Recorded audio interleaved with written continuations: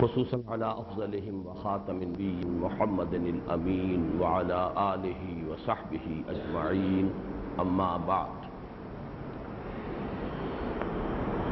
کل کی خاصی طویل نشست میں جو تقریباً پونے 2 گھنٹے پر پھیلی ہوئی تھی، جہاں تک درس کا تعلق ہے ہم صرف آدھی آیت پڑھ سکے تھے اور سارا وقت ہمارا کچھ تمہیدی مضامین میں صرف ہوا،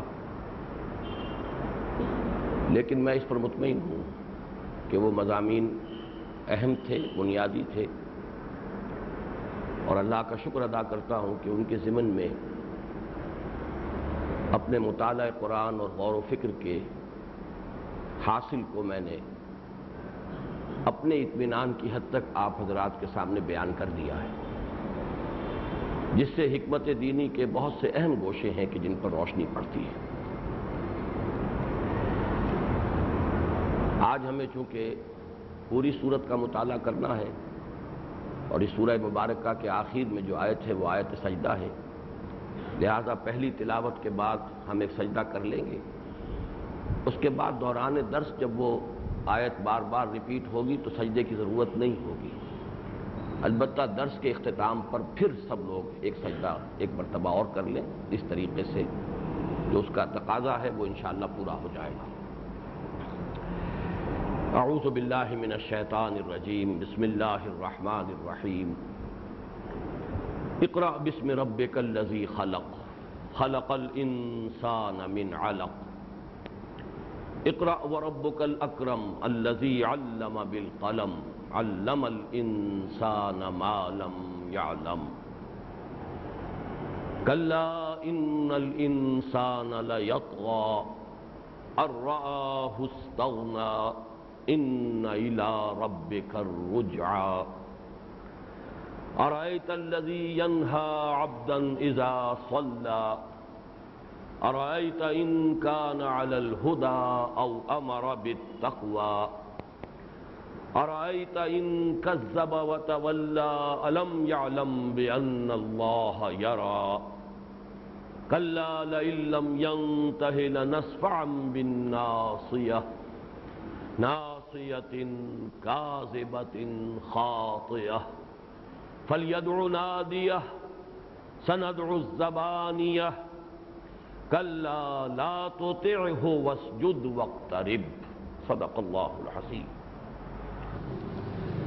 اللہم ربنا الہمنا رشدنا واعذنا من شرور انفسنا، اللہم ارنا الحق حقا وارزقنا اتباعہ، وارنا الباطل باطلا وارزقنا اجتنابہ، اللہم ربنا زدنا ایمانا وہدا وعلما نافعا وعملا صالحا متقبلا، آمین یا رب العالمین۔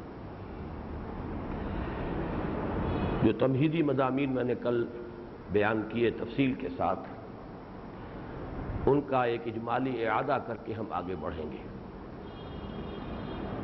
سب سے پہلی بات یہ کہ اگرچہ سورۃ العلق کا اصل جوڑا سورۃ التین ہے، لیکن یہ سورہ مبارکہ 4 سورہ نبوت و رسالت جو مشتمل ہے سورۃ التین، سورۃ العلق، سورۃ القدر اور سورۃ البینہ پر، ان میں سے ہر سورت کے ساتھ مربوط ہے، اور آج میں اضافہ کر رہا ہوں کہ اس 4 سورے کی مرکزی اور اہم ترین سورت یہی ہے۔ اس سورہ مبارکہ کے 3 حصے ہیں، اور اس 4 سورے کی بقیہ تینوں صورتیں ایک ایک حصے سے منسلک ہیں اور مربوط ہیں۔ پہلی 5 آیات کا گہرا ربط جو اظہر من الشمس ہے وہ سورۃ القدر کے ساتھ ہے۔ یہ 5 آیات پہلی وحی ہیں جو حضور پر ہوئیں، اور 5 آیات پر مشتمل سورۃ القدر ہے جس میں نزول قرآن کا تذکرہ ہے لیلۃ القدر میں، اور اس کے 2 مفہوم ہیں جیسے کہ بارہا بیان ہوا ہے، ایک یہ کہ آغاز نزول حضور پر ہوا لیلۃ القدر میں، اور ایک یہ کہ پورا قرآن حکیم لوح محفوظ سے سمائے دنیا تک نازل کر دیا گیا لیلۃ القدر میں۔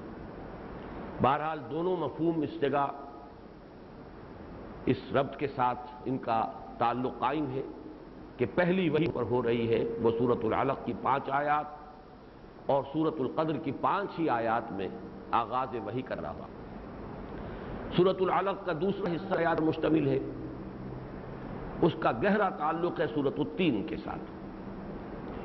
میں بارہا بیان کر چکا ہوں کہ ایک سلیم العقل اور سلیم الفطرت انسان جو ذہین بھی ہو، حساس بھی ہو، جب مشاہدہ کرتا ہے، غور و فکر کرتا ہے، تو عام انسانوں کے مشاہدے سے اسے دو اعتبارات سے مایوسی اور بددلی پیدا ہوتی ہے۔ ایک یہ کہ انسان شریر بڑی پستی میں مبتلا ہے، کوئی اعلی مقصد ہے ہی نہیں، محرکات عمل بہت ہی حقیر، انسان گویا کہ کمپلیکس ہے، سوائے اس کے نفس امارہ کے کوئی اور بلندی اس کے اندر، کوئی رفعت موجود ہی نہیں ہے، گویا کہ فطرت انسانی سے مایوسی پیدا ہوتی ہے۔ اس کا علاج ہے سورۃ التین میں کہ نہیں، لقد خلقنا الانسان فی احسن تقویم، ثبوت درکار ہے تو دیکھو ہمارے بندے نوح کو، ہمارے بندے عیسیٰ کو، ہمارے بندے موسیٰ کو، ہمارے بندے محمد کو صلی اللہ علیہ وسلم۔ یہ اس اندھیرے میں روشنی کے مینار ہیں، اس میں انسانی کے بہت بڑے نمایاں اور بین۔ دوسرا مشاہدہ ہوتا ہے کہ انسان ایک دوسرے پر ظلم کرنے سے باز نہیں آتا، حق طریقہ ہے، زیادتی کرتا ہے، تعدی کرتا ہے، حقوق سلب کرتا ہے، جس کی لاٹھی اس کی بھینس، ظلم ہے، ایکسپلائٹیشن ہے، ریپریشن ہے۔ اس کے بارے میں سورہ علق میں جو آج ہم پڑھ لیں گے انشاءاللہ، فرمایا گیا کہ مشاہدہ صحیح ہے، البتہ اس کی عملوں کے سبب کیا ہے، اور یہ بھی جان لو کہ اس کا علاج ہے۔ یہ وہ مرض نہیں ہے کہ جو لا علاج ہو، اس کا علاج ہے۔ وہ علاج کیا ہے وہ ہم بتائے دیتے ہیں۔ یہ دو رخ ہیں ایک ہی مضمون کے، ایک سورۃ التین، ایک سورۃ العلق۔ سورۃ العلق کا جو آخری حصہ ہے وہ ایک کشاکش، جب حضور صلی اللہ علیہ وسلم نے دعوت کا آغاز فرمایا اور اس پر آپ کی مخالفت شروع ہوئی، تو آپ کے مخالفین میں سے ایک نہایت نمایاں ابو جہل، اس کی مخالفت کا ایک تذکرہ، اس کا ایک نقشہ ہے جو سورۃ العلق کی آخری آیات میں، بلکہ اکثر حصہ اسی پر مشتمل ہے، 11 آیات ہے، بڑا حصہ ہی ہے، لیکن آخری اس اعتبار سے کہ تیسرا یہ آخری حصہ ہے۔ اس کا تعلق ہے سورۃ البینہ سے۔ سورۃ البینہ میں فرمایا گیا کہ یہ بینہ کے بغیر حق و باطل کو جدا نہیں کیا جا سکتا، حق و باطل گڈمٹ رہتے ہیں جب تک بینہ آ نہ جائے۔ اور بینہ کون ہے؟ رسول من اللہ یتلو صحفا مطہرۃ فیہا کتب قیمہ۔ اب ظاہر ہے کہ جب بینہ آ جاتی ہے تو ایسا نہیں ہوتا کہ ایک ہی دن میں سب لوگ جو ہیں وہ بات کو سمجھ لیں، انسانوں کے درجات مختلف ہیں۔ کچھ لوگ تو ہوتے ہیں بہت سلیم الفطرت، سلیم العقل انسان، وہ تو گویا کہ منتظر بیٹھے ہوتے ہیں، جیسے ہی بینہ سامنے آتی ہے فوراً تصدیق، گویا کہ منتظر تھے، جیسے کوئی شخص وضو کر کے اپنے گھر میں اذان کا منتظر بیٹھا ہو، یا اگر قریب ہے مسجد سے مکان حجرہ ہے اس میں وہ اقامت کا انتظار کرے، جیسے اقامت کی آواز آئے وہ جماعت میں آ کے شامل ہو جائے۔ یہ تو صدیقین ہیں۔ کچھ لوگ ہوتے ہیں کہ جن کی فطرت کے اوپر کچھ پردے پڑے ہوتے ہیں، کچھ حجابات۔ اب یہ پردے بھی مختلف ہوں گے، مثلا سب سے ہلکا پردہ جو ہے وہ صرف عدم توجہی کا پردہ ہے، توجہ ہی نہیں ادھر، عدم توجہی کی وجہ سے تاخیر ہو گئی۔ اس کی مثال حضرت حمزہ ہے۔ ایک اس سے آگے ہے، نہ صرف چیزوں کی طرف توجہ نہیں ہے بلکہ کچھ دوسرے جو اشغال ہیں ان کے اندر بہت ہی زیادہ توجہ کا ارتکاز ہو گیا ہے۔ کچھ تعصب بھی ہے اپنے آبائی عقائد پر، عصبیت ہے، تعصب ہے، ظاہر بات ہے کہ وقت لگے گا۔ اس کی ایک مثال حضرت عمر ہے۔ کچھ وہ لوگ ہیں کہ جن میں صرف کچھ پست ہمتی ہوتی ہے، وہ اتنی بڑی تبدیلی اپنے اندر لانے کے لیے جو عزیمت درکار ہے وہ ان میں نہیں ہوتی، منتظر ہوتے ہیں کچھ لوگ چل نکلیں تو ہم بھی پھر آگے بڑھیں گے۔ یہی ہے کہا گیا ہے سورہ توبہ میں والذین اتبعوہم بإحسان، ایک تو ہے السابقون الاولون من المہاجرین والانصار، ایک وہ ہے والذین اتبعوہم بإحسان۔ اس کا تذکرہ جو ہے خاص طور پر سورہ شورى میں ہے، جہاں فرمایا گیا والذین یحاجون فی اللہ من بعد ما استجیب لہ، جو لوگ ابھی تک رد و قدح میں پڑے ہوئے ہیں لیت و لال میں، جبکہ بہت سے لوگ اس دعوت پر لبیک کہہ چکے، قبول کر چکے، گویا کہ اب تو کم ہمتوں کو بھی میدان میں آ جانا چاہیے تھا۔ تو یہ تیسرا سبب ہے، کچھ وقت لگا، کچھ لوگ آگے چل نکلے، عزیمت کی مثالیں آ گئیں، کچھ آگے بڑھ گئے۔ اس سے آگے گزر کر جو ہے وہ طبیعت کی دنات، کمینگی، بزدلی، دنیا کی انتہائی شدید محبت، اور سب سے زیادہ جو مرض تقریباً لا علاج ہے وہ تکبر، اور تکبر ہی کا ایک عکس جو ہے وہ حسد ہے۔ حسد کیوں پیدا ہوتا ہے؟ تکبر کی وجہ سے۔ اس میں وہ شے کیوں ہے، یہ مجھ سے اس معاملے میں بازی کیوں لے گیا، یہ مجھ سے آگے کیوں نکل گیا؟ در حقیقت حسد بھی نتیجہ ہے تکبر کا۔ یہ لوگ ہیں جو محروم رہ جاتے ہیں بالکل، لیکن ظاہر بات ہے کہ درجہ بدرجہ ان پردوں کے اٹھنے میں وقت لگتا ہے، اور اس وقت کے دوران کشاکش ہوگی۔ داعی حق کو مصائب برداشت کرنے پڑیں گے، مشکلات جھیلنی ہوں گی، تکالیف جو ہے برداشت کرنی ہوں گی، تبھی تو دودھ کا دودھ، پانی کا پانی علیحدہ ہوگا۔ آخر آپ دودھ کو بلوتے ہیں تو مکھن نکلتا ہے، بلونے میں محنت لگتی ہے، وقت صرف ہوتا ہے، ایک دم تو مکھن نہیں نکالا۔ یہ ہے تعلق جو سورۃ البینہ کے ساتھ ہے، یہ جو کشاکش کا ایک نقشہ کھینچا گیا ہے ابو جہل کی مخالفت محمد الرسول اللہ صلی اللہ علیہ وسلم سے۔ اس اعتبار سے میں نے آج جو اضافہ کیا کل کی بات پر کہ اس 4 سورہ نبوت و رسالت کی مرکزی سورت یہ سورۃ العلق ہے۔ پہلے حصے کا تعلق سورۃ القدر سے، دوسرے حصے کا تعلق سورۃ التین سے، تیسرے حصے کا تعلق سورۃ البینہ سے۔ باقی چیزیں میں کل مزید بیان کر چکا ہوں، ان کا اعادہ نہیں کر رہا۔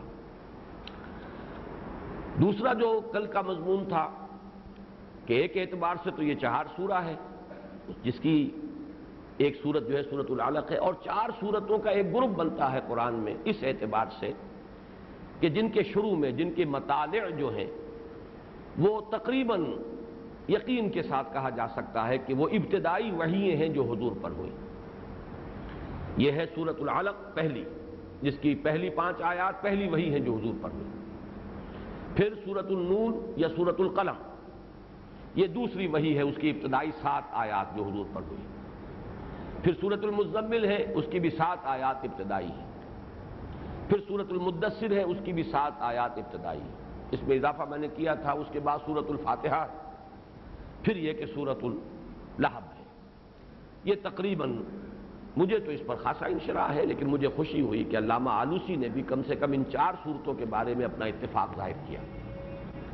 لیکن ان 4 صورتوں میں جو دوسری قدر مشترک ہے وہ یہ کہ ان 4 صورتوں کے 3 حصے ہیں، جیسے ابھی ہم نے گنا 3 حصے سورۃ العلق کے۔ پہلے حصے میں حضور سے خطاب خصوصی، اور اس میں ترتیب آج اضافی طور پر نوٹ کر لیجئے کس قدر خوبصورت ترتیب ہے۔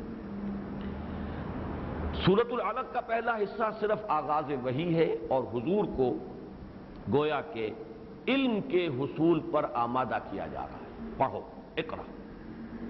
پھر اللہ کی طرف نسبت تعلیم کی، علم الانسان ما لم یعلم، علم بالقلم، 2 مرتبہ اقرا۔ اس کے بعد سورہ نون میں کوئی نہ تبلیغ کا حکم ہے نہ کوئی اور مضمون آیا، صرف دلجوئی ہے کہ جیسے ہی چرچا ہوا ہوگا مکے میں کہ محمد صلی اللہ علیہ وسلم وہ تو یہ کہہ رہے ہیں میرے پاس فرشتہ آیا ہے، تو ایک فوری رد عمل تھا کہ معلوم ہوتا ہے کوئی دماغی توازن شاید صحیح نہیں رہا، یا کوئی آسیب آ گیا ہے جس کو انہوں نے فرشتہ سمجھا ہے، کوئی بدروح ہے جو دھوکہ دے گئی آ کر۔ اس پر جو آپ کو ملال ہوا وہ ہے 7 آیات، نون والقلم وما یسطرون ما انت بنعمت ربک بمجنون وان لک لاجرا غیر ممنون وانک لعلی خلق عظیم فستبصر ویبصرون بایکم المفتون ان ربک هو اعلم بمن ضل عن سبیلہ وهو اعلم بالمہتدین۔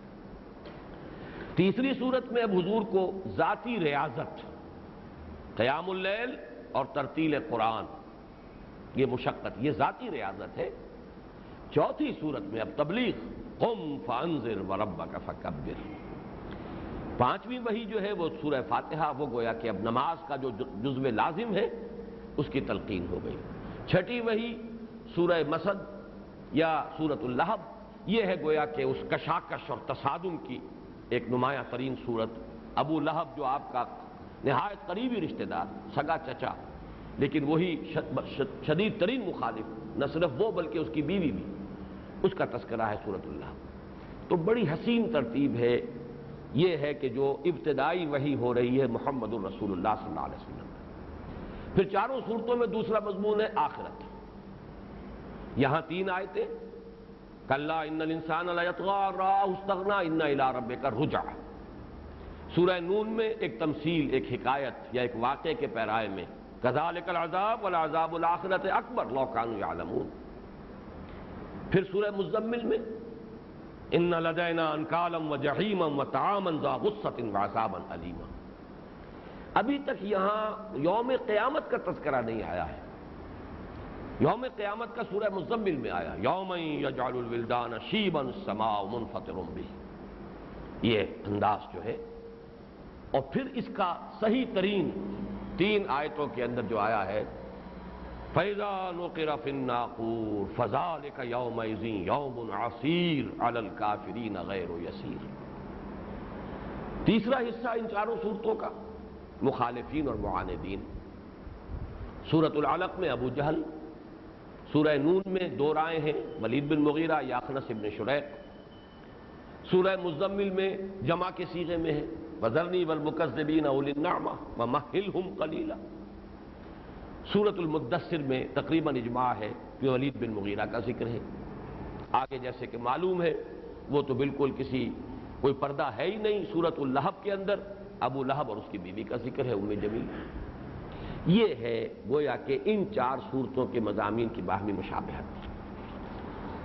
تیسرا مضمون جو کل میں نے بیان کیا، اول ما نزل من القرآن، اس پہ جو بحث ہوئی ہے میں رائے عرض کر چکا ہوں کہ ایک رائے یہ بھی ہے کہ آیت بسم اللہ سب سے پہلے نازل ہوئی، لیکن یہ بہت ہی کمزور رائے ہے. لا یعبا بہ، اس کی طرف کوئی توجہ بھی نہیں دی گئی، صرف تذکرہ کر دیا گیا.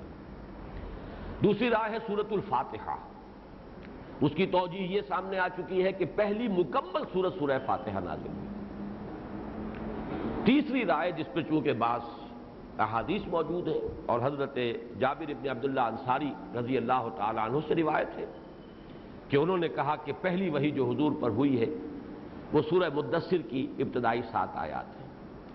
تو جو ان کی روایت آئی ہے صرف بخاری میں ہے، اس میں تو بڑے جزم کے ساتھ وہ کہتے ہیں کہ پہلی آیات جو ہیں وہ یہی ہیں جو نازل ہوئی. لیکن وہی روایت جو بخاری اور مسلم دونوں میں موجود ہے ایک دوسرے سلسلہ روایت سے، اس میں داخلی طور پر شہادت موجود ہے کہ انہوں نے یہ فرمایا کہ حضور فترت وحی کا ذکر کر رہے تھے، گویا کہ اس سے پہلے وحی آ چکی تھی، تبھی تو فترت الوحی ہوگا. اور دوسرے یہ کہ اس میں یہ الفاظ بھی ہے فَإِذَا الْمَلَكُ الَّذِي جَاءَنِي بِحِرَا، تو میں نے دیکھا اچانک کہ وہ فرشتہ جو حرا میں میرے پاس آیا تھا وہ آسمان اور زمین کے مابین ایک کرسی پر بیٹھا ہوا ہے. تو اس سے خود بخود ثابت ہو گیا کہ سورہ مدثر کی ابتدائی آیات فترت وحی کے بعد نازل ہونے والی پہلی آیات ہیں، مطلقاً پہلی آیات نہیں.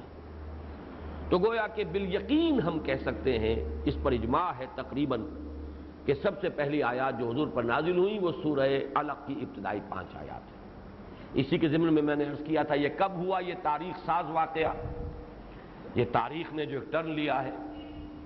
تو اس پر اجماع ہے کہ سن 610 عیسوی مہینہ یا جولائی یا اگست، کچھ لوگوں کی رائے ہے کہ 10 جولائی کی تاریخ انہوں نے تعین کے ساتھ بیان کی.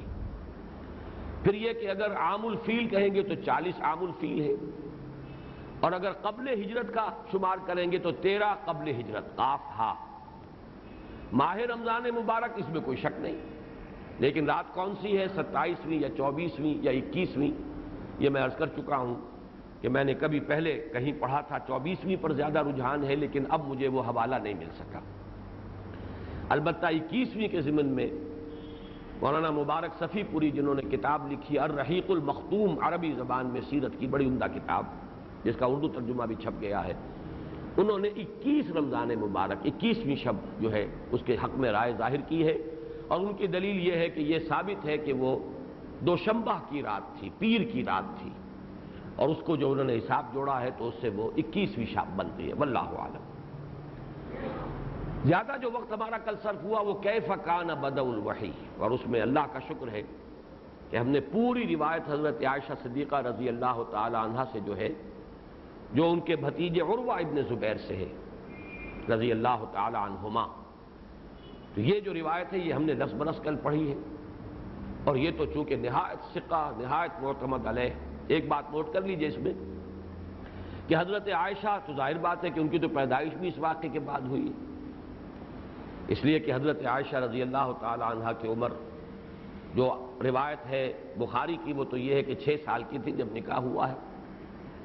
حضور صلی اللہ علیہ وسلم کی عمر جو ہے اس وقت 52 برس کی تھی، تو آپ اس سے ذرا پیچھے لے جائیے تو پھر یہ ہے کہ 13 برس قبل وہی شروع ہوئی ہے، 12 برس قبل، تو حضرت عائشہ کی ولادت سے 6 سال قبل کا واقعہ ہے اس حساب سے۔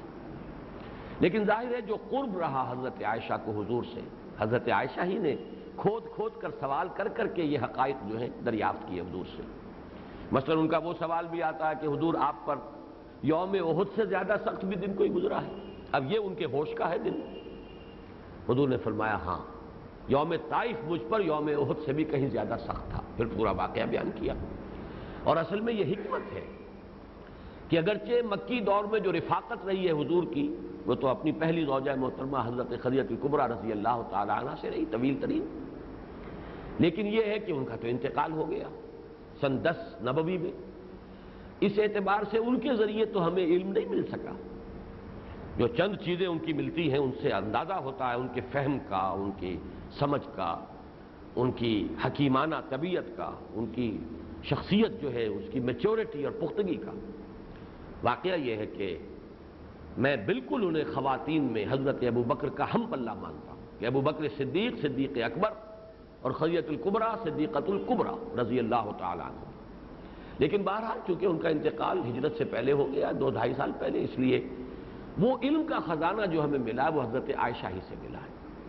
تو یہ ساری جو ہے کیف کان بدء الوحی، اس کی روایت حضرت عائشہ سے نہایت اہم ہے۔ اور جو شخص اس حدیث سے بھی اعتنا نہیں برتتا، میں نے کل الفاظ استعمال کیے تھے، اسے نہ حدیث رسول سے دلچسپی ہے، نہ اسے سیرت رسول سے کوئی دلچسپی ہے، نہ علم الحقائق سے کوئی دلچسپی ہے۔ میرے اصل جذبات تو اس سے بھی سخت ہیں کہ اسے گویا کہ عناد ہے حدیث رسول سے، اگر اس حدیث کی طرف بھی اس کی توجہ نہیں تو پھر اور کون سی حدیثیں ہیں کہ جن کی طرف ان کی توجہ ہوگی۔ بہرحال اس میں جو چیزیں آئی ہیں وہ تو چونکہ میں تفصیل سے بیان کر چکا۔ دوسری روایت جو حضرت عائشہ کے دوسرے بھانجے عبداللہ ابن زبیر سے امام ابن جریر طبری لے کر آئے ہیں، اگرچہ وہ سند کے اعتبار سے اس درجے نہیں ہے، متفق علیہ روایت نہیں ہے، لیکن بہرحال ابن جریر طبری ہے، راوی پھر حضرت عائشہ ہی کے ایک بھانجے ہیں، راوی نمبر 2، پہلی راوی تو حضرت عائشہ ہے، پھر راوی نمبر 2 بھانجے ہیں عبداللہ ابن زبیر۔ تو اس میں بھی چند چیزیں ایسی مجھے ملی ہیں کہ جس سے اس متفق علیہ حدیث میں جو بعض معلوم ہوتا ہے کہ خلا ہیں وہ پر ہو جاتے ہیں، کہ حضور صلی اللہ علیہ وسلم پر وحی کا آغاز جو ہوا ہے وہ تو سب سے پہلے آپ کو سچے خواب آنے شروع ہوئے۔ اب سچا خواب تو کوئی واقعہ ہے جو آپ دیکھتے تھے اور وہ واقعہ جو کا تو ظہور پذیر آ جاتا تھا، اس میں کوئی قول نہیں ہے، کوئی واقعہ نہیں ہے کہ جو حضور سے پیش آ رہا۔ وہ تو یہ ہے کہ جیسے ہم اپنے خواب دیکھتے ہیں، جیسے اسکرین پر کوئی واقعہ جو ہے ہو رہا ہے آپ نے دیکھا ہے، لیکن یہ کہ وہ واقعہ جو کا تو پھر اگلی ہی صبح کو یا چند دنوں کے بعد کفلق صبح اس کا ظہور ہو گیا۔ یہ میں عرض کر چکا ہوں، یہ علامت ہے کہ روح محمدی صلی اللہ علیہ وسلم کو اب ایک انس پیدا ہو چکا ہے عالم ارواح کے ساتھ، یہ پہلا قدم۔ دوسرا واقعہ یہ ہوا کہ آپ خلوت گزینی اختیار فرماتے تھے غار حرا میں، اور وہاں پھر حضرت جبرائیل علیہ السلام آئے۔ حضرت عائشہ کی اس روایت میں متفقون علیہ جو ہے اس میں نام نہیں ہے جبرائیل کا، صرف فرشتہ، لیکن دوسری روایت سے ہمیں معلوم ہو گیا کہ صراحت ہے جبرائیل علیہ السلام کی۔ پھر یہ کہ حضرت عائشہ کی متفق علیہ روایت میں یہ نہیں ہے کہ حضور اس وقت سوئے ہوئے تھے، لیکن اس سے معلوم ہوا کہ حضور اس وقت سوئے ہوئے تھے۔ یہ پہلا واقعہ، ایک لفظ استعمال کر رہا ہوں عربی اعتبار سے، حادثہ۔ حادثہ اصل میں ہمارے ہاں جس معنی میں مستعمل ہے، عربی میں اس کا مفہوم وہ نہیں ہے، واقعہ ہی کا مفہوم ہے۔ پہلا واقعہ یہ حادثہ جو ہوا ہے حضور کا ملاقات جبرائیل سے، تو وہ حالت نوم میں ہوئی ہے۔ یہ گویا کہ تدریجاً بھی دوسرا قدم ہے۔ اس کے بعد بچشم سر بھی آپ نے 2 مرتبہ جبرائیل کو دیکھا، ایک مرتبہ افق مبین پر اور ایک مرتبہ سدرۃ المنتہا پر، جس کا ذکر قرآن مجید میں موجود ہے صراحت کے ساتھ۔ البتہ اس وقت آپ نے نیند کی حالت میں دیکھا ہے، یا زیادہ صحیح الفاظ ہوں گے بین النوم والیقظہ، نیند اور بیداری کے درمیان کی ایک کیفیت۔ لیکن اب یہ نرا خواب نہیں ہے، بلکہ ایک واقعہ ہے جو ہوا ہے۔ اس کو میں سوچ رہا تھا کہ یوں سمجھیے کہ آج کل جو اینستھیزیا دیا جاتا ہے، جنرل اینستھیزیا، تو اس کی بھی سٹیجز ہوتی ہیں۔ پہلے تو بہت گہرا ہوتا ہے اینستھیزیا، آدمی بالکل مدہوش، بے خبر، لیکن پھر گریجولی وہ جب واپس آتا ہے ایک درمیانی سی کیفیت میں، اسے کچھ نہ کچھ شعور شروع ہو جاتا ہے اپنے انوائرنمنٹس کا، تو بالکل وہ کیفیت ہے کہ جو واقعہ ہوا ہے، اگرچہ حضور پوری طرح بیدار نہیں ہے، لیکن اس واقعے کے سارے اثرات آپ نے محسوس کیے۔ حضرت جبرائیل نے جو سینے سے لگا کر بھینچا ہے، اس کی شدت کو محسوس کیا، اس درجے کہ گویا کہ جان نکل رہی ہے، اور جان پر بن گئی، جس کو کہنا چاہیے جان پر بن گئی، ناقابل برداشت۔ اور پھر اسی میں الفاظ یہ ہے اس دوسری روایت میں کہ پھر میں جاگ گیا، ثم حببت من نومی، پھر میں جاگ گیا۔ لیکن وہ جو آیات تھیں کہ جو اس میں آئی ہیں، وہ میرے قلب پر لکھی ہوئی تھی۔ یہ گویا کہ اس کی تصریح جو ہے، جو حضرت عائشہ کی اس متفق علیہ روایت میں نہیں ہے، وہ ہمیں اس سے مل گیا۔ اور اسی میں اضافی طور پر یہ بات بھی کہ وہ دبیز ریشم کے ایک ٹکڑے کے اوپر لکھی ہوئی آیات تھی۔ اس سے توجیہ ہو گئی کہ جب کہا گیا اقرا، تو حضور کا جواب جو ہے بہت معقول ہے، ما انا بقاری، لکھی ہوئی چیز کا تو میں پڑھنے والا نہیں ہوں، اس لیے کہ آپ نے لکھنا پڑھنا سیکھا نہیں تھا۔ اس اعتبار سے وہ جواب جو ہے، عام حالات میں ایک سوال پیدا ہوتا ہے کہ آخر کوئی شخص کسی کو کوئی پڑھوا رہا ہو، عربی زبان ہی میں پڑھوا رہا ہے، عربی زبان حضور کی بھی ہے، تو اس میں کیا دقت تھی؟ تو اس کا جواب پورا تشفی بخش مل جاتا ہے کہ در حقیقت دقت یہ تھی کہ وہ لکھی ہوئی شے کو کہہ رہے تھے کہ پڑھو، اقرا، اور ظاہر بات ہے کہ آپ اس معنی میں لکھے پڑھے انسان نہیں تھے۔ یہ بات بھی سمجھ میں آ گئی۔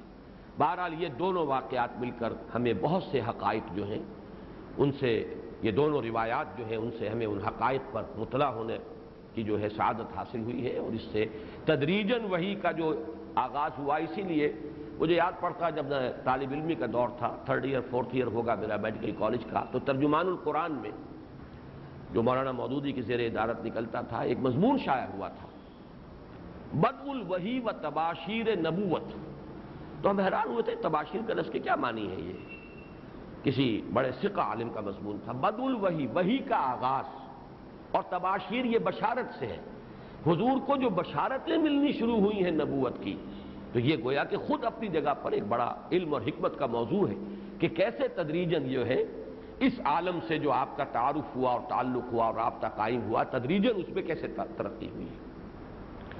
بہرحال یہ چوتھی بحث تھی ہماری کل، اور اس کے بعد اب ہم نے شروع کیا تھا اس سورہ مبارکہ کا لفظ بلفظ مطالعہ۔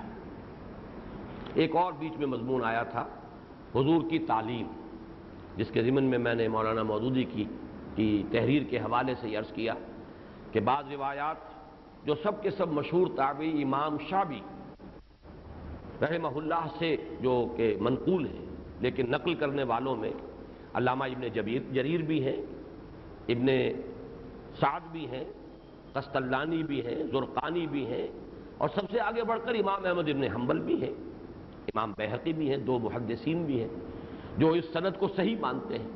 اور اس میں یہ بیان ہوا ہے کہ نبی اکرم صلی اللہ علیہ وسلم پر اس پہلی وحی کے بعد جس کے لانے والے جبرائیل ہیں علیہ السلام، پھر حضرت اسرافیل جو ہیں ان کو معین کر دیا گیا، وہ مسلسل ساتھ رہے حضور کے 3 برس تک، اور آپ کی کوئی تعلیم ہوئی، کیا تعلیم ہوئی؟ جو تعلیم ہوئی، اور ہم نہیں جان سکتے اس کی حقیقت کو۔ اس روایت کو بھی میرا ذہن قبول کرتا ہے کہ یقیناً ایسا ہوا ہوگا، اس لیے کہ اس سے پہلے جو مرحلہ تھا، جو سوچ بچار ذاتی تھا، فلسفیانہ غور و فکر، تفکر والاعتبار، التفکر والاعتبار، یہ تو حضور نے خود کیا، یہ تو انسانی سوچ ہے، غور و فکر ہے، اس کی آخری منزل تک تو آپ خود پہنچ گئے، لیکن اس کے بعد پھر یہ علوم نبوت کی کوئی تعلیم و تلقین جو ہوئی ہے خاص، قرآن لانے والے تو رہے حضرت جبرائیل علیہ السلام، لیکن حضرت اسرافیل جو ہے انہوں نے حضور کو تعلیم دی ہے مسلسل 3 برس تک۔ بہرحال جیسے کہ کل میں نے آپ کو بتایا تھا کہ مولانا مودودی نے جو فیصلہ کیا وہ یہ کہ ایک ایسا معاملہ ہے جس کا نہ قطعی انکار کیا جا سکتا ہے نہ قطعی اقرار، لیکن میں نے اپنی بات عرض کر دی کہ میرا ذہن اسے قبول کرتا ہے، اور یہ بات جو ہے اس پورے تدریج کا جو میں نے نقشہ آپ کے سامنے کھینچ دیا ہے اس میں صحیح طور پر فٹ ہوتی ہے۔ اب آئیے اقرأ بسم ربک الذی خلق، اس پر جو کل باتیں ہم کر چکے ہیں۔ پہلی بات یہ کہ یہ آیات ظہور نبوت محمدی کی علامت ہے۔ نبوت کا ظہور کہیں گے، آغاز نہیں، اور رسالت نہیں، نبوت۔ رسالت کا آغاز ہوگا وہ سورہ مدثر کی جب ابتدائی 7 آیات نازل ہوئی۔ دوسری بات یہ کہ اقرا، اس کا ترجمہ جو ہے وہ یہ ہے کہ پڑھو، پڑھاؤ نہیں، پڑھ کر سناؤ نہیں، جیسا کہ بعض حضرات نے ترجمہ کیا ہے۔ اس لیے کہ مولانا اصلاحی صاحب نے تو یہ موقف اختیار کیا ہے، انہوں نے یہ بحث ہی نہیں کی کہ یہ پہلی صورت ہے جو نازل ہوئی، نہ وہ بدء الوحی کی حدیث سے کوئی اعتنا کیا، کچھ نہیں۔ وہ تو کہتے ہیں کہ یہ انہوں نے گویا کہ محکم قرار دیا کہ آخری حصہ جو ہے یہ ظاہر بات ہے اس وقت نازل ہوا ہے کہ جبکہ بہت کشاکش اور کشمکش اور رد و قضا اور مخالفت حضور کی جو ہے وہ شدت اختیار کر گئی تھی، اسی میں انہوں نے اس پوری صورت کو اسی رنگ میں لیا ہے کہ در حقیقت یہ ایک ہی وقت میں صورت نازل ہوئی ہے، اور یہ ہے مکی دور کا وہ حصہ جس میں کہ حضور کی مخالفت شدت اختیار کر چکی تھی۔ اب وہاں اقرا کا مفہوم یہی جڑ سکتا ہے کہ پڑھ کر سناؤ، تو اس اعتبار سے انہوں نے رائے ظاہر کی ہے، لیکن میں اسے بالکل غلط سمجھتا ہوں، اور مراد یہی ہے کہ پڑھو۔ البتہ کیا پڑھو؟ ایک بڑی ضعیف رائے یہ تھی کہ اقرا اسم ربک، اپنے رب کا نام پڑھو، با یہاں زائد ہے، اپنے رب کے نام کی مالا جپو، جیسے کہ سبح اسم ربک الاعلی، اپنے رب کے نام کی تسبیح کرو۔ لیکن یہ قول ضعیف ہے، اور خامخواہ با جو ہے اس کو زائد قرار دینا، ویسے بھی جہاں کہیں بالکل ہی کوئی محسوس نہ ہو کہ اس کے سوا کوئی توجیہ ممکن نہیں ہے، وہاں تو شاید یہ بات کہی جا سکے کہ کسی ردم کے اعتبار سے یا قوافی اور فواصل کی مناسبت سے کہیں کوئی حرف زائد آ جائے، یا کہیں کوئی حرف جو ہے وہ اس میں سے جو ہے وہ ساقط کر دیا جائے، لیکن یہ کہ اگر کوئی ایسا سبب جو ہے مجبوری کا نہیں ہے تو زائد قرار دینا صحیح نہیں ہے۔ دوسری رائے یہ کہ پڑھو اقرا بسم ربک، یعنی اپنے رب کے نام کی برکت کے ساتھ، اسی سے مدد حاصل کرتے ہوئے، اسی سے حوصلہ پکڑتے ہوئے۔ یہ پڑھنے کا کام، علم کی تحصیل بھاری کام ہے، مشقت طلب ہے، لیکن اپنے رب کے نام سے شروع کرو، اس سے تمہارے لیے تسہیل ہوگی، برکت ہوگی، اس میں توفیق اور تیسیر خداوندی شامل ہو جائے گی۔ اور میں عرض کر چکا ہوں کہ اسی کے حوالے سے یہ حکم بھی اس کا استخراج کیا گیا ہے کہ قرآن مجید کی تلاوت سے قبل جیسے کہ تعوذ ضروری ہے، فَإِذَا قَرَأْتَ الْقُرْآنَ فَاسْتَعِذْ، استعاذہ کرو، اسی طرح اس آیت سے لوگوں نے استدلال کیا ہے کہ بسم اللہ الرحمن الرحیم کا پڑھنا بھی لازم ہے۔ اب سوال یہ کہ کیا پڑھیں؟ تو جو ابن اسحاق اور طبری کی روایت میں بیان کر چکا، اس میں تو صاف واضح ہو جاتا ہے کہ جو لکھا ہوا تھا ریشم کے کپڑے پر، اسے پڑھنے کا حکم دیا گیا اس وقت۔ جو حضرات اس روایت کو نظر انداز کرتے ہیں یا صحیح نہیں مانتے، وہ یہ سمجھ رہے ہیں کہ اس سے مراد ہے قرآن، مطلق القرآن پڑھو، اور گویا کہ اس میں ایک پیشین گوئی کی جا رہی ہے یا پیشگی خبر دی جا رہی ہے کہ اب مسلسل قرآن نازل ہوتا رہے گا، تو اے محمد آپ اللہ کے نام سے، اپنے رب کے نام سے قرآن کی تلاوت کیجئے گا۔ تیسری رائے وہ تھی جو میں نے عرض کی ہے، وہ حضرت اسرافیل والی روایت کی مناسبت سے کہ یہاں اقرا اور تعلیم کے حصول کا معاملہ جو ہے وہ اصل میں اس سے متعلق ہے، وہ تعلیم کے جو حضور صلی اللہ علیہ وسلم کو حضرت اسرافیل نے دی ہے، یہ اقرا پڑھو۔ اس اعتبار سے میں نے کل آخری جملہ یہ کہا تھا کہ گویا کہ یہ حضور کی اس تعلیم کی بسم اللہ ہو رہی ہے کہ جو 3 برس تک آپ کو حاصل کرنی تھی حضرت اسرافیل سے علیہ الصلوۃ والسلام۔ واللہ اعلم، اب اس کے بارے میں میں کوئی یقین کے ساتھ کوئی بات نہیں کہہ سکتا۔ اب آئیے اگلا جو لفظ ہے اس میں، اقرا بسم ربک الذی خلق، پڑھو، یہاں اللہ کا لفظ نہیں لائے، حالانکہ وہ سب سے زیادہ معروف لفظ تھا اہل عرب کے نزدیک، اللہ کا نام ان کے ہاں معروف تھا، اللہ، اللہم، لاہم، یہ تمام چیزیں جو ہے یہ الفاظ، لیکن نہیں، اس کی بجائے ہم دیکھتے ہیں کہ ابتدائی وحیوں میں یہ رب کا لفظ اور خلق کا لفظ یہ ہے خاص طور پر جو آتا ہے، اور قرآن مجید میں بلکہ مدنی صورتوں میں بھی یہ ربط آپ کو نظر آ جائے گا، جیسے کہ شاید بہت سے حضرات کے ذہن میں آ بھی گیا ہو، سورہ بقرہ کے 3 رکوع کی پہلی آیت، یا ایھا الناس اعبدوا ربکم الذی خلقکم والذین من قبلکم، یعنی اللہ تعالیٰ کی ذات کی یہ 2 شانیں یا 2 حیثیتیں جو ہیں یہ زیادہ نمایاں کی جاتی ہیں قرآن میں، ایک یہ کہ وہ رب ہے اور ایک یہ کہ وہی خالق ہے۔ ان دونوں کے اعتبار سے ایک سوال ذہن میں آتا ہے کہ ویسے تو اگر ہم ترتیب دیکھیں تو تخلیق پہلے ہے، ربوبیت بعد میں آئے گی، پہلے کوئی شے جس کا وجود ہو تبھی اس کی ربوبیت ہوگی، اس کی پرورش، اس کی ترقی، اس کو پروان چڑھانا، اس کو نکھارنا، ابھارنا، ربوبیت۔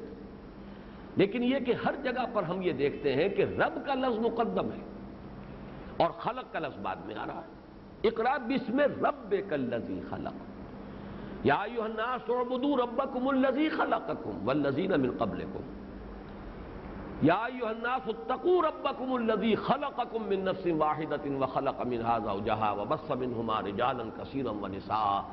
سورہ نساء کی پہلی آیت میں بھی رب پہلے اور خلق کا ذکر بعد میں۔ اس کی وجہ کیا ہے؟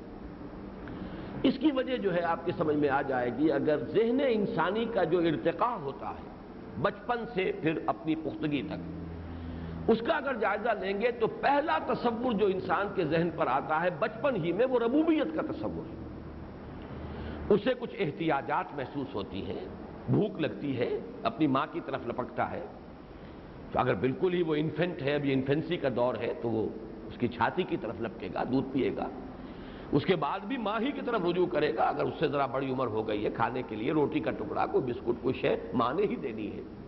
تو یہ جو احتیاج ہے، ابھی انسان کو اپنی ذات کا شعور ہی نہیں ہے کہ کسی خالق کا تصور پیدا ہو۔ وہ تو بالکل ابھی ابتدائی جو ہے اس کا، وہ تو احتیاجات ہیں، اپنی ضرورتیں ہیں، اور ان ضرورتوں کو پورے کرنے والی ہستی جو ہے وہ گویا کہ ربوبیت کا تصور اس کے ساتھ منسلک ہو جاتا ہے۔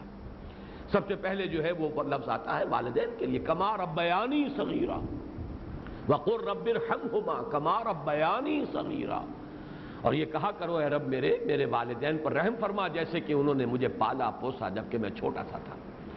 تو در حقیقت یہ ربوبیت جو ہے، اس کا کانسیپٹ، یہ انسان کے ذہن پر سب سے پہلا جو ہے امپریشن، سب سے پہلی اس کی شعور کی سطح پر جو نقش ہوتا ہے وہ ربوبیت کا ہے۔ البتہ جب عقل اس کی آگے ہوگی، پختہ اور شعور کو وہ پہنچے گا، تو پہچانے گا میرا رب اصل میں کوئی اور ہے۔ ماں میں بھی محبت اسی نے ڈالی، باپ میں بھی شفقت اسی نے ڈالی، سورج میں اگر میری ضرورت کو پورا کرنے کا کوئی سامان ہے، کوئی تاثیر ہے کہ فصلیں پکتی ہیں میری اس سورج کی تمادت سے، یا ہوائیں چلتی ہیں اس سورج ہی کی بدولت، تو یہ بھی سب اللہ ہی کی عطا کردہ، اس کے اندر یہ صفات ہیں، یہ اوصاف ہیں۔ تو پھر وہ پہنچ جائے گا کہ ربوبیت کو پھر اصل رب کی ذات کے ساتھ وہ منسلک کر لے۔ وہ چھلانگ لگاتا ہے کہ اس پورے عالم اسباب سے بالاتر ایک ہستی ہے جس نے اس سورج کو پیدا کیا، چاند کو پیدا کیا، زمین کو پیدا کیا، وہی ہے کہ جو بارش برساتا ہے، وہی ہے کہ جو مردہ زمین کو زندہ کرتا ہے، اسی نے ہماری ساری ضروریات فراہم کی ہیں، ساری نعمتیں اسی کی عطا کرتے ہیں، منعم حقیقی وہی ہے۔ لیکن یہ کہ اگر آپ ارتقائی جو ایک پروسیس ہے انسانی ذہن کا، اس کا جائزہ لیں گے تو پہلا تصور ربوبیت کا ہے۔ البتہ اس کے بعد ایک خاص سٹیج پر آ کر انسان سوچتا ہے۔ اب اس کے فلسفیانہ غور و فکر کا جب آغاز ہوگا تو وہ سوچے گا یہ کائنات کیا ہے، یہ خود بخود تو نہیں آج بن سکتی، کوئی بنانے والا ہے۔ تو یہاں پہ رب کے بعد اب تصور خلق کا آتا ہے۔ اقرأ باسم ربک الذی خلق، پڑھو اپنے اس رب کے نام سے جس نے پیدا کیا۔ یہ رب کے بارے میں ایک بات میں نے اس سے پہلے عرض کی تھی، لیکن انہی دنوں میں بعض چیزیں جو ہیں اور جو سامنے علم میں آئی ہیں اس کے حوالے سے صرف نوٹ کرا رہا ہوں کہ پہلے میرا یہ خیال تھا کہ را با با رب یہ ایک علیحدہ لفظ ہے، اور را با اور وا یہ ہے در حقیقت ایک دوسرا مادہ، اصل بنیادی طور پر مختلف، تربیت تو اس سے بنتا ہے۔ لیکن حال ہی میں جب سورۃ الشمس ہم پڑھ رہے تھے وَقَدْ خَابَ مَنْ دَسَّاهَا، تو اس کے حوالے سے میں نے دیکھا کہ اصل میں یہ اہل لغت کے مابین اختلاف ہے۔ ایک رائے یہ ہے کہ دال سین سین علیحدہ مادہ ہے اور دال سین یا یہ علیحدہ مادہ ہے، اور ایک رائے یہ کہ مادہ ایک ہی ہے۔ باب تفعیل میں آ کر یہ جو مضاف ہوتا ہے اس میں سے آخری حرف جو ہے وہ کسی حرف علت کی شکل اختیار کر لے گا، رب اور ربا، را با وا یہ ایک ہی مادہ ہے اصل میں، اسی لیے یہ ترجمہ کیا جاتا ہے رب کا پروردگار پالنہار، ورنہ یہ کہ اگر اس کو مانا جائے کہ را با وا ہے مادہ تو رب کا ترجمہ تو پھر وہ نہیں ہوگا، وہ تو ایک علیحدہ لفظ ہے جس سے ربا بنا ہے۔ ربا میں بھی بڑھوتری ہوتی ہے مال کی، ربا، اسی سے باب تفعیل میں تربیہ، ربا یربی تربیتن۔ لیکن یہ کہ اصل میں ایک رائے یہ ہے، اور امام رازی نے بڑی تفصیل سے اور بڑے جزم کے ساتھ لکھا ہے کہ در حقیقت یہ مادہ ایک ہی ہے، باب تفعیل میں جب آتا ہے تو اس کا جو آخری حرف ہے کہ جو 2 مرتبہ آ رہا ہے رب، اسی طریقے سے شق، شین قاف قاف اور شین قاف اور یا یہ ایک ہی مادہ ہے، دال سین سین اور دال سین اور یا ایک ہی مادہ ہے، را با با اور را با واو یہ ایک ہی مادہ ہے۔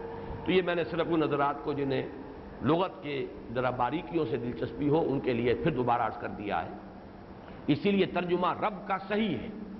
یہی اشکال میرے ذہن میں آتا تھا سورہ طٰہٰ کے بارے میں کہ ما انزلنا علیک القرآن لتشقی، تشقی جو ہے شین قاف اور یا سے آ رہا ہے اور اس کے معنی ہوتے ہیں بدبخت، نامراد۔ تو ترجمہ ہونا چاہیے ہے نبی ہم نے آپ پر قرآن اس لیے تو نازل نہیں کیا کہ آپ نامراد ہوں اور ناکام رہیں، یہ گویا کہ ایک پیشن گوئی ہے، خوشخبری ہے، آپ کامیاب ہوں گے، آپ گھبرائیے نہیں۔ لیکن عام طور پر ترجمہ کیا جاتا ہے کہ ہم نے آپ پر قرآن اس لیے نازل نہیں کیا کہ آپ مشقت میں پڑ جائیں۔ اب مشقت جو ہے وہ شین قاف قاف سے بنے گا، شین قاف یا سے تو نہیں بنتا۔ لیکن وہ اشکال بھی میرا حل ہو گیا جب یہ چیز میرے علم میں آ گئی کہ در حقیقت شین قاف قاف اور شین قاف یا یہ ایک ہی مادہ ہے، را با با اور را با وا یہ ایک ہی مادہ ہے اس طریقے سے، اور دال سین سین اور دال سین اور واو یا یہ ایک ہی مادہ ہے۔ بہرحال اقرا بسم ربک الذی خلق، پڑھو اپنے رب کے نام سے جس نے پیدا فرمایا۔ اب اگلی آیت میں اللہ تعالیٰ کی خلاقی کی عظمت بیان کی جا رہی ہے 2 اعتبارات سے۔ خلق الانسان من علق، اب یہاں پر یہ بھی کہا جا سکتا تھا آسمان بنائے، سورج بنایا، چاند بنایا، زمین بنائی، آج کے انسان سے کہا جائے گیلیکسیز بنائی جن کا کہ تصور تم نہیں کر سکتے۔ لیکن جیسا کہ میں سورہ رحمان کی ابتدائی آیات کے حوالے سے بارہا بیان کر چکا ہوں، کل تخلیقات میں اس کا نقطہ عروج انسان کی تخلیق ہے۔ گویا کہ اللہ کی خلاقی کا یہ ہم نہیں کہہ سکتے کہ اس سے اوپر کی کوئی شے اللہ پیدا کر نہیں سکتا، لیکن جو کچھ اس نے پیدا کیا ہے، اس مسئلے کے ڈانڈے تو مل جائیں گے نا اس سے کہ جو ہمارے ہاں ایک بڑی مذہبی بحث، بڑی، اب میں تو اسے افسوسناک ہی کہتا ہوں، جو ہمارے 2 بڑے عظیم علماء کے مابین چلتی رہی، شاہ اسماعیل شہید رحمۃ اللہ علیہ اور مولانا فضل حق خیرآبادی رحمۃ اللہ علیہ، ان دونوں کے مابین جو 3 مسائل تھے ان میں سے ایک یہ بھی تھا کہ کیا اللہ دوسرا محمد پیدا کرنے پر قادر ہے صلی اللہ علیہ وسلم؟ اب کیسے کہیں کہ اللہ پیدا کر سکتا ہے تو گویا کہ حضور کی توہین ہو گئی، گویا کہ آپ سے بھی آپ جیسا، بلکہ کیا اللہ، آپ اگلا سوال کیجئے محمد سے برتر بھی کوئی شخصیت کو پیدا کرنے پر اللہ قادر ہے؟ اور آپ کہیں قادر نہیں ہے تو اللہ کی قدرت جو ہے وہ محدود ہو گئی۔ اس طرح ایک یہ تھا کہ کیا اللہ جھوٹ بول سکتا ہے؟ آپ کہیں نہیں بول سکتا تو اس کا مطلب ہر شے پر قادر نہیں ہے، اور بول سکتا ہے تو بھی ایک مصیبت جو ہے کہ اللہ تعالیٰ کی طرف ہم امکان جو ہے کذب کا رکھیں۔ تو امکان کذب اور امتناع نظیر یہ مسائل ہیں بڑے بڑے جس پر کہ بحثیں ہوئی ہیں، بڑے مارکے ہوئے ہیں۔ دونوں نے اپنے علم اور منطق اور فلسفہ اور اپنی قوت بیان، قوت اظہار اس کا جو ہے مظاہرہ کیا، اور بریلویت اور دیوبندیت یا وہابیت جو ہے ہمارے ہاں، اس کا جو نقطۂ آغاز ہے اختلاف کا وہ یہ مسائل ہیں۔ امتناع نظیر یعنی حضور کی نظیر ممکن ہی نہیں ہے، اللہ بھی اب اور محمد جیسا کوئی اور انسان نہیں پیدا کر سکتا معاذ اللہ، اب اللہ کی قدرت کا معاملہ ہے۔ تو اسی طریقے سے میں یہ کہہ رہا تھا کہ یہ تو نہ کہیے کہ اللہ تعالیٰ انسان سے برتر کوئی مخلوق پیدا کر نہیں سکتا، لیکن جو کچھ اس نے بنایا ہے جس کا علم ہمیں حاصل ہے ان میں عظیم ترین مخلوق انسان ہے۔ خلقتہ بیدی، میں نے اپنے دونوں ہاتھوں سے بنایا ہے۔ وَلَقَدْ كَرَّمْنَا بَنِي آدَمَ وَحَمَلْنَاهُمْ فِي الْبَرِّ وَالْبَحْرِ، جن کے سامنے تمام فرشتوں کو سجدے میں گرا دیا گیا، فَسَجَدَ الْمَلَائِكَةُ كُلُّهُمْ أَجْمَعُونَ۔ تو ایک تو یہ کہ اللہ تعالیٰ کی خلاقی کا نقطہ عروج انسان ہے۔ اب اس میں تفصیل میں اس میں جتنا چاہے رنگ بھر لیجیے اس خاکے کے اندر، انسان کا جسمانی اعتبار سے، ذہنی اعتبار سے، نفسیاتی اعتبار سے، روحانی اعتبار سے، بقیہ جو بھی مخلوقات ہیں ان سے تقابل کر کے اس کی افضلیت جو ہے اس کو ثابت کیا جائے۔ لیکن اس میں ایک اور دوسری بات جو ایک ہی آیت کے اندر آ گئی، من علق، انسان جیسی تخلیق، اور پیدا کس سے کیا؟ ایک گندے پانی کی بوند یا جمع ہوا خون اس کی پھٹکی یا ایک علق جونک کی طرح کے جو رحم مادر میں چمٹی ہوئی تھی؟ یہ میں بعد میں عرض کروں گا کہ علق سے مراد کیا ہے۔ یہاں معلوم ہوا کہ یہاں انسان کا جو حیوانی وجود ہے اس کا تذکرہ کیا جا رہا ہے، روح پیدا نہیں ہوئی ہے علق سے۔ معلوم ہوا کہ انسان کا حیوانی وجود بھی جملہ حیوانات سے تو بالا تر ہے، یہ تو سب مانیں گے۔ جتنی بھی حیات ارضی ہے، حیوانات جتنے بھی زمین پر ہیں، چاہے وہ پانی کے ہوں، چاہے خشکی کے ہوں، چاہے ہوا میں اڑنے والے پرندے ہوں، یہ تو جدید سائنس بھی یہی کہتی ہے کہ جو بھی ایک ٹری بنایا جاتا ہے، ایوولوشن ٹری، اس کے ٹاپ پر کھڑا ہوا دکھایا جاتا ہے ہومو سیپینس۔ تو یوں تو مانو گے نا کہ جو بھی مخلوقات ارضی ہیں جن کا کہ تخلیق کا مادہ جو ہے یہ کرسٹ آف دی ارتھ ہے، زمین کا یہ چھلکا، یہ جو اسی مٹی سے جو پیدا ہوئے ہیں حیوانات، ان سب کا کلائمیکس انسان ہے، اور وہ یقیناً حیات ارضی کی بلند ترین اور سب سے زیادہ ارتقاء یافتہ صورت ہے۔ لیکن غور کرو، اس کو بھی تم جانتے ہو کہ پیدا کیا ہے علق سے۔ یہ گویا کہ اس کی قوت خلاقی کا ایک اندازہ دینے کے لیے، اور اللہ تعالیٰ کی عظمت تخلیق کا مظہر انسان، اور اللہ کی قدرت تخلیق کا مظہر یہ کہ اس کو بنایا ہے، تم بھی جانتے ہو کہ وہ ایک پھٹکی بوند کی جو جمی ہوئی تھی اس سے بنا دیا ہے۔ یہ گویا کہ اس آیہ مبارکہ میں پہلی آیت کے ساتھ جڑی ہوئی ہے، اس کے ساتھ تابع ہے۔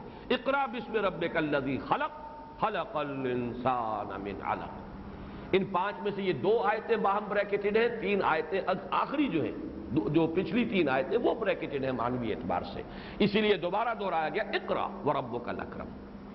اب اس سے پہلے کہ تیسری آیت کی طرف ہم بڑھیں، ایک بات نوٹ کر لیں کہ علق کا ترجمہ کیا ہے۔ ہمارے تمام قدیم مفسرین اس کا ترجمہ کرتے ہیں دم جامد، خلق الانسان من دم جامد، پیدا کیا انسان کو جمے ہوئے خون سے۔ اور اس دور کے بھی بہت سے جو مفسرین ہیں وہ اسی جو ہے جس کو کہتے ہیں کہ مکھی پر مکھی مارنا، وہی بات جو ہے وہ نقل کرتے چلے آ رہے ہیں۔ حالانکہ غور طلب ہے کہ یہ علق کا جو اصل حروف اصلیہ ہیں، آخر ان کا کیا تعلق ہے خون کے ساتھ؟ یا کوئی ثبوت دیں۔ جو لوگ بڑے ادب جاہلی کے بڑے ماہر اپنے آپ کو سمجھتے ہیں، انہیں تو بحث کرنی چاہیے نا، یہ لفظ کہاں سے آیا؟ علق کا جو مادہ عین لام قاف، اس سے تعلق کا لفظ ہمارے ہاں بنتا ہے، علاقہ ہے، جو بھی آپ کہیں، کسی چیز سے متعلق ہو جانا۔ لیکن یہ کہ یہ خون سے اس کا ربط کہاں سے آ گیا؟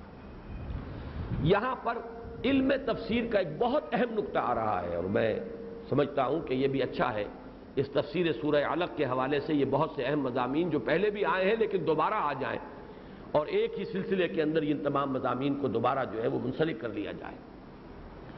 دیکھیے، ہمارے جو قدیم مفسرین تھے، یہاں تک کہ صحابہ کرام بھی، جو سائنٹیفک فینومینا ہے، اگلا لفظ میں استعمال کرتے ہوئے رک گیا ہوں لیکن نوٹ کر لیجئے، یہاں تک کہ خود حضور بھی صلی اللہ علیہ وسلم، جہاں تک سائنٹیفک فینومینا ہے ان کے بارے میں ان کا قول سند نہیں ہے،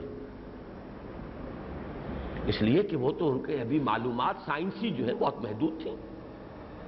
انسان کے پاس فزیکل فینومینا اور فزیکل ورلڈ اور یہ تمام جو اس کے مظاہر ہیں، اس کے بارے میں ابھی معلومات کا ذخیرہ بہت کم تھا۔ حضور کی بھی توہین نہیں ہے اس میں، معاذ اللہ، نوٹ کر لیجیے، اس لیے کہ نہایت صحیح اور مستند حدیث موجود ہے کہ جب حضور صلی اللہ علیہ وسلم نے مدینے جب تشریف لائے ہیں اور تعبیر نخل کا واقعہ ہو گیا، چونکہ آپ کو مہارت نہیں تھی، آپ تو اس سرزمین کے رہنے والے تھے جہاں کوئی کھیتی تھی ہی نہیں، کسی چیز کا پیدا ہونے کا سوال ہی نہیں، کہاں کھجور اور کہاں کوئی اور شے، بے وادٍ غیر ذی زرع، لہذا زراعت کے اصولوں سے آپ واقف نہیں تھے، آپ تو تجارت کے ماہر تھے، آپ نے تجارت کی تھی۔ تو وہاں آ کر آپ نے دیکھا کہ جو مکے کے انصار ہیں، جو کھجور کی کاشت کرنے والے ہیں، وہ یہ کرتے تھے کہ میل فلاورز اور فیمیل فلاورز کو قریب لا دیتے تھے تاکہ پولینیشن جو ہے ان کی فرٹیلائزیشن اس میں سہولت ہو جائے۔ حضور نے گویا یہ گمان فرمایا صلی اللہ علیہ وسلم کہ یہ قدرت کے ایک اس پروسیس کے اندر خامخواہ انسان دخل کیوں دے؟ قدرت تو خود مکتفی ہے، نیچر از سیلف سفیشینٹ۔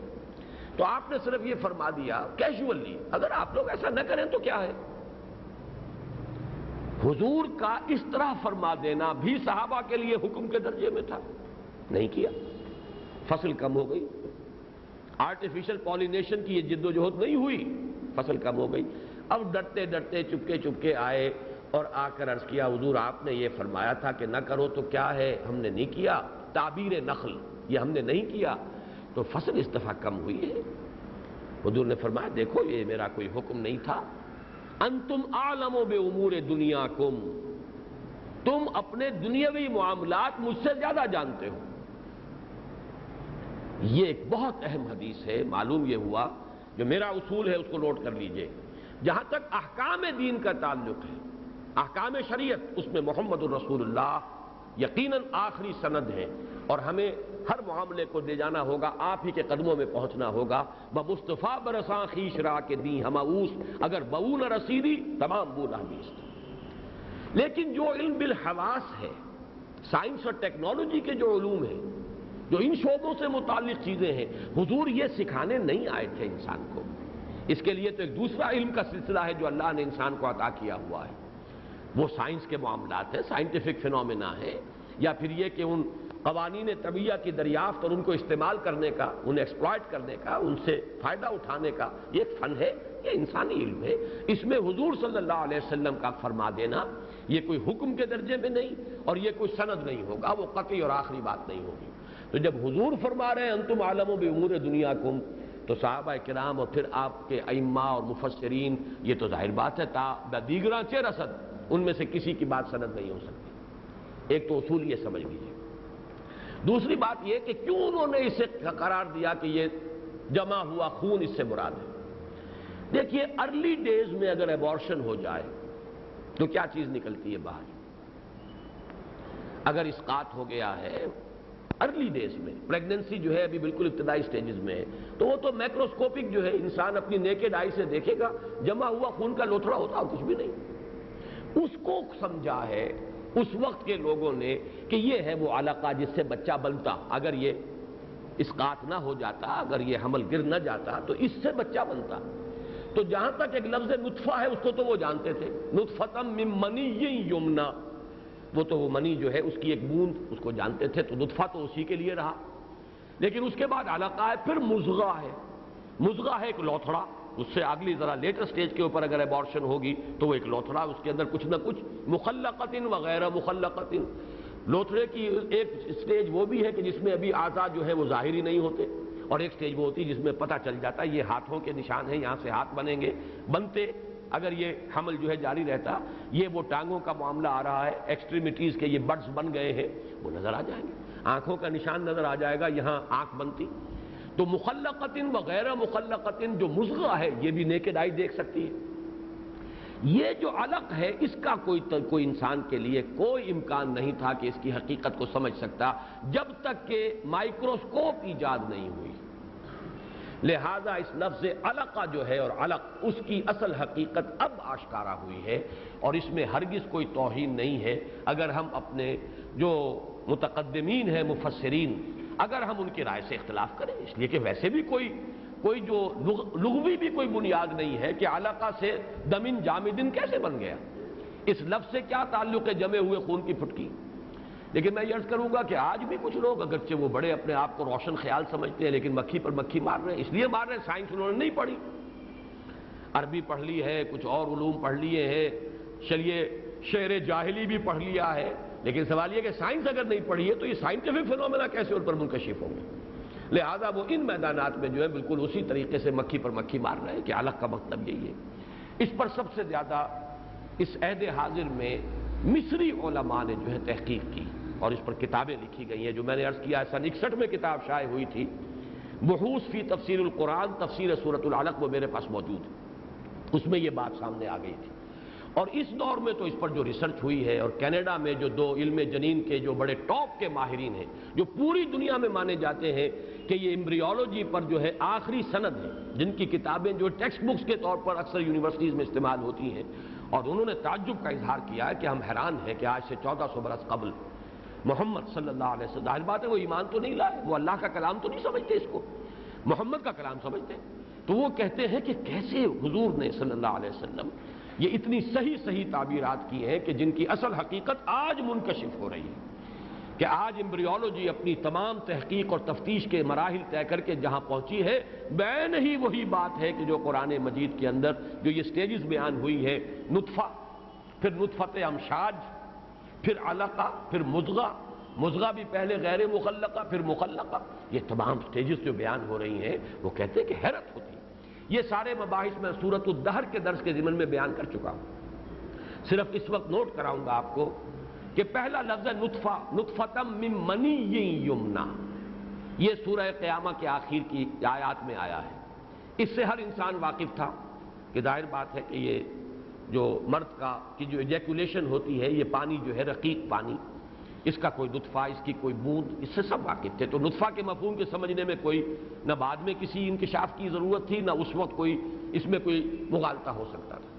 البتہ ایک شے جس کا قرآن نے ذکر کیا، من نطفۃ امشاج، یہ ہے ملا جلا نطفہ۔ اس کی حقیقت آج معلوم ہوئی ہے انسان کو کہ عورت کا جو ہے یا جو بھی مؤنث ہے، چاہے حیوانات میں ہے، گائے ہے، بکری ہے، تو اس کا بیضہ آتا ہے، وہ بھی ایک سیل ہے، یونی سیلولر اووم، ادھر سے وہ میل جو ہے اس کا سپرم جاتا ہے، اور ان دونوں کا جب ادغام ہو جاتا ہے، اب یہ ایک سیل بن جاتے ہیں، دوبارہ دو سیل مل کر ایک سیل بن گئے۔ یہ ہے نطفۃ امشاج، انا خلقنا الانسان من نطفۃ امشاج نبتلیہ فجعلناہ سمیعا بصیرا۔ اور میں یہ تفصیل سے نوٹ کرا چکا ہوں سورۃ الدہر اور سورہ قیامہ کے درس میں کہ یہ دونوں چیزیں، دونوں صورتیں اس طرح انٹرلاکڈ ہیں کہ سورہ قیامہ کی آخری آیات ہیں، الم یکن نطفۃ من منی یمنا ثم کان علقۃ فخلق فسوى فجعل منه الزوجین الذکر والانثى الیس ذلک بقادر علی ان یحیی الموتى، اور سورہ دہر کی ابتدائی آیات ہیں، هل اتى علی الانسان حین من الدہر لم یکن شیئا مذکورا انا خلقنا الانسان من نطفۃ امشاج نبتلیہ فجعلناہ سمیعا بصیرا۔ اب یہ نوٹ کیجئے کہ نارمل پروسیس یہ ہوتا ہے کہ سپرم جاتا ہے فیلوپین ٹیوب کے اندر، آگے بڑھ کر استقبال کرتا ہے وہ بیضہ انثیٰ جو ہے اس کا، ابھی رحم مادر کے اندر نہیں پہنچا ہوتا بیضہ انثیٰ، وہاں جا کر سپرم جو ہے اس کے ساتھ تعلق قائم کرتا ہے۔ پھر یہ جو نطفہ امشاج ہے، یہ واپس آتا ہے رحم جو ہے بچے دانی، اس کا جو جوف ہے، اس کا جو خلا ہے اندر، اس کی جو کیوٹی ہے، اس میں کچھ دیر تک تیرتا رہتا ہے۔ پھر اس کے بعد سٹیج آتی ہے کہ اب وہ رحم کی جو دیوار ہے، وال آف دی یوٹرس، اس کے ساتھ اپنے آپ کو اینکر کر لیتا ہے۔ اب یہ جونک کی مانند ہے، چمٹا ہوا ہے رحم مادر کی اس دیوار کے ساتھ، اور وہیں سے اب وہ غذا لینی شروع کرتا ہے، جیسے جونک جو ہے وہ کسی چیز سے چمٹ کر اور خون چوسنا شروع کرتی ہے۔ یہ ہے سٹیج جسے علقہ کہا ہے، اس لیے کہ متعلق ہو گیا، معلق ہو گیا ہے وہ رحم مادر کے ساتھ، وہ متعلق ہو گیا، منسلک ہو گیا، اس نے اپنے آپ کو اینکر کر لیا، اس کے ساتھ جوڑ لیا ہے، اور اب اس سے وہ لٹکا ہوا ہے۔ اس سے پہلے وہ کیوٹی جو ہے یوٹرس کی، اس کے اندر وہ تیر رہا ہے۔ یہ ہے خلق الانسان من علق۔ اب یہ حقائق اگر سامنے آ جائیں ہیں تو پھر میں عرض کر رہا ہوں کوئی تان نہیں، کوئی توہین نہیں جو ہمارے متقدمین ہیں، اس لیے کہ یہ چیزیں ان کے علم میں نہیں تھی، اس میں وہ معذور ہیں۔ اور قرآن مجید اپنے بارے میں کہتا ہے سنریہم آیاتنا فی الآفاق وفی انفسہم حتی یتبین لہم انہ الحق، ہم تو انہیں اپنی نشانیاں اور دکھائیں گے، مزید دکھائیں گے، آفاق میں بھی، انفس میں بھی، یہاں تک کہ ان پر یہ بات بالکل واضح ہو جائے گی کہ یہ قرآن حق ہے۔ اس لیے کہ 1400 برس قبل جو ہے کسی انسان کے لیے ممکن نہیں تھا، جو علم انسانی ہے، علم بشری، اس کے لیے ممکن نہیں تھا کہ ان حقائق کو وہ اس طور سے بیان کر سکتا۔ اب دوبارہ آ رہی ہے تکرار، اقرأ وربک الاکرم، پڑھو اور تمہارا رب بڑا کریم، کریم ہی نہیں اکرم۔ اب اکرم یا کریم کے لفظ کا اردو میں کوئی ایکویولنٹ موجود نہیں ہے۔ میں نے اس سے پہلے بھی بارہ عرض کیا ہے کہ ایک عرب اگر کسی دوسرے شخص کی تعریف کرنا چاہے ایک لفظ میں تو اس سے اونچا پھر کوئی لفظ اس کے پاس نہیں۔ چنانچہ یہی میں بڑا پیارا واقعہ حضور کی سیرت کا وہ آپ کو سنا دوں کہ ایک موقع پر، اور غالباً غزوہ تبوک سے واپسی کے دوران یہ واقعہ پیش آیا ہے کہ دوپہر کو جب دھوپ کی شدت ہوئی تو سفر روک دیا گیا، اور جہاں جہاں کوئی جھاڑی، کوئی درخت کوئی نظر آیا، کوئی کیکر کا، وہاں پر ہر صحابی نے، اور وہ اتنی سی جگہ ہوتی تھی کہ کوئی ایک ہی صحابی اس کے سائے میں تھوڑی دیر کے لیے سستا لے، تو اتفاقاً ایسا ہوا کہ حضور تنہا رہ گئے، ایک کیکر کی جو جھاڑی یا درخت تھا اس کے سائے میں آپ استراحت فرما رہے ہیں، اپنی تلوار بھی آپ نے اسی کی درخت کی ایک شاخ کے ساتھ ٹانگ دی۔ سوئے ہوئے. ایک کافر دشمن اتفاق سے گزرا ادھر سے اور اس نے دیکھا یہ سنہری موقع، یہ تو محمد کو میں قتل کر دوں، ایک ہی وار. لیٹے ہوئے ہیں، نہتے ہیں. حضور ہی کی تلوار اس نے اتاری اور کھینچی. اب وہ جو زناٹے کی آواز آئی اس سے حضور کی آنکھ کھلی. اب حضور لیٹے ہوئے ہیں اور نہتے ہیں. وہ کھڑا ہے سر پر اور ہاتھ میں تلوار ہے ننگی. وہ بڑے فخری انداز میں اور بڑے اعتماد کے ساتھ کہتا ہے محمد اب بتاؤ تمہیں کون بچائے گا مجھ سے. یہ ہے ایمان اور یقین کا امتحان. اس میں کیا امکان تھا کہ حضور کہیں ناکام ہو جاتے؟ تمام اسباب و وسائل مخالف ہوں تب بھی اللہ کی قدرت جو ہے وہ تو عاجز نہیں ہے. آپ نے فرمایا اللہ اب بھی بچا سکتا ہے مجھے. اس سے ایسا لرزہ طاری ہوا اس شخص پر، ایسا دبدبا، کانپا اور تلوار بھی چھوٹ گئی اس کے ہاتھ سے. اب حضور نے تلوار اٹھا لی. فرمایا اب تم بتاؤ تمہیں کون بچائے گا مجھ سے. اب ظاہر بات ہے اس سے زیادہ خوشامد اور چاپلوسی کا موقع اب کوئی نہیں. ہاتھ جوڑ دیے، کریم ابن کریم، اے محمد تم تو خود بھی کریم انسان ہو، کریم النفس، اور ایک کریم انسان کے بیٹے ہو، یعنی مجھ پر رحم کرو، میری جان بخشی کرو. اب یہ لفظ جو ہے وہاں پر کریم ابن کریم، آپ تو کریم ہیں خود اور آپ کے والد بھی کریم تھے، کریم انسان کے آپ بیٹے ہیں.